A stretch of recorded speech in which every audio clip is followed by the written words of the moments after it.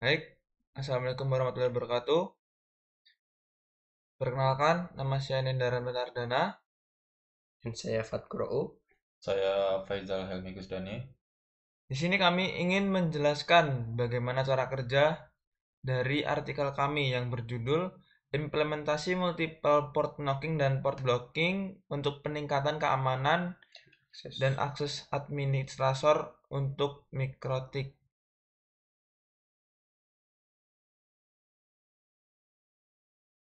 Baik, di sini adalah tampilan awal dari mikrotik untuk login.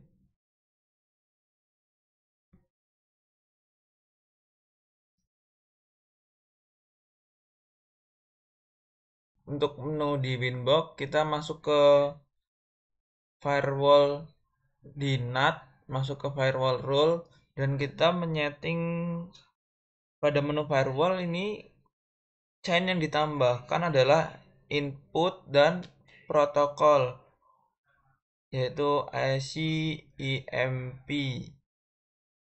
Dan yang kedua itu ini gambar rule ICMP knocking 2 menunjukkan aturan pada firewall saat ada permintaan masuk pada protokol.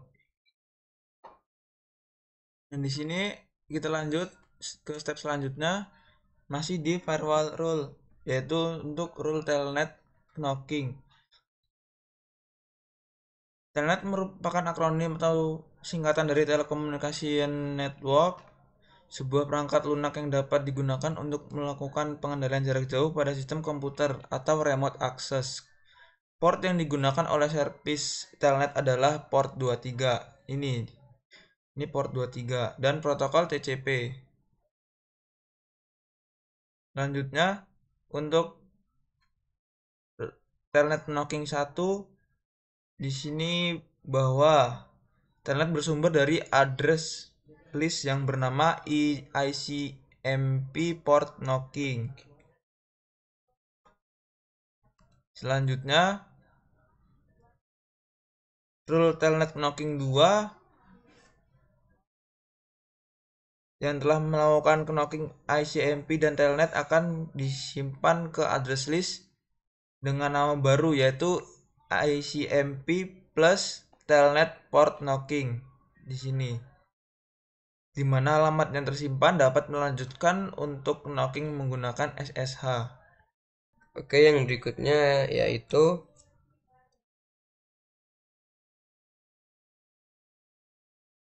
dapat dijelaskan bahwa knocking menggunakan SSH baru dianggap valid apabila alamat IP bersumber dari address list yang bersama ISP dan telnet port knocking. Dan hasil knocking dari SSH akan disimpan pada address list dengan nama ISP plus telnet dan SSH port knocking dengan lama waktu 10 menit. Ini.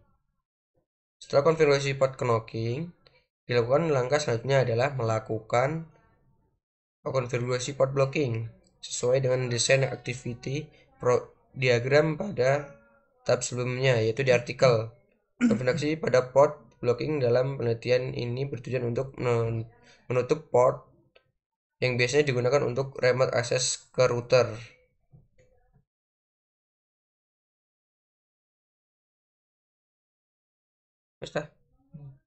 Berikutnya yaitu chain yang digunakan input protokol yang digunakan untuk mengakses ketiga service tadi menggunakan protokol TCP dan destination portnya 8291, 23 dan 22. Ini DST portnya, ini protokolnya.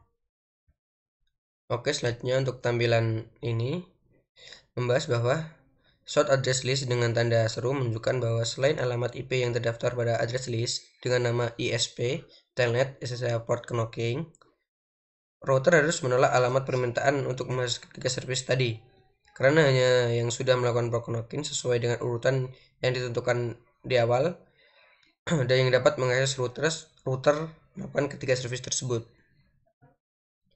Oke, di sini menunjukkan hasil dari konfigurasi yang tadi. Gambar ini menunjukkan bahwa Host tidak dapat masuk ke dalam sistem router secara langsung melalui inbox tanpa melakukan knocking terlebih dahulu. Hal ini sesuai dengan konfigurasi yang telah dilakukan pada tahap sebelumnya. Oke, untuk selanjutnya di sini gambar ini menunjukkan bahwa saat percobaan remote access menggunakan servis telnet menuju router.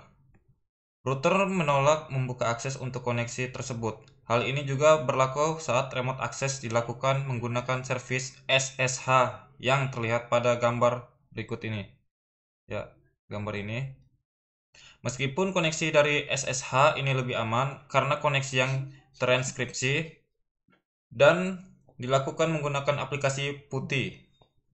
Dan untuk gambar berikutnya dilakukan port knocking secara berurutan dimulai dari ICMP menggunakan perintah ping ke alamat router, lalu dilanjutkan dengan remote access melalui telnet pada port 23 menggunakan aplikasi putih.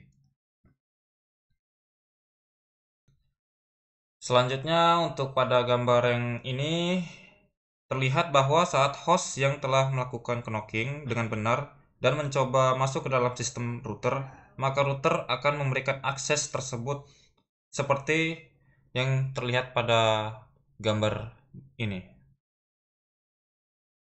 Lalu setelah berhasil masuk ke dalam sistem router MikroTik, administrator bisa melakukan konfigurasi sesuai dengan kebutuhan.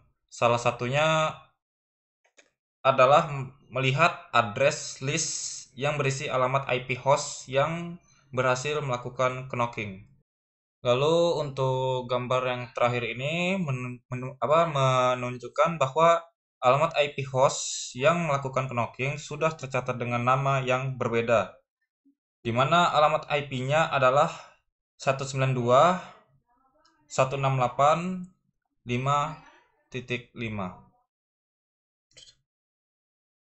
Baik, mungkin sekian hasil penjelasan dari proyek kami. Kami akhiri. Wassalamualaikum warahmatullahi wabarakatuh.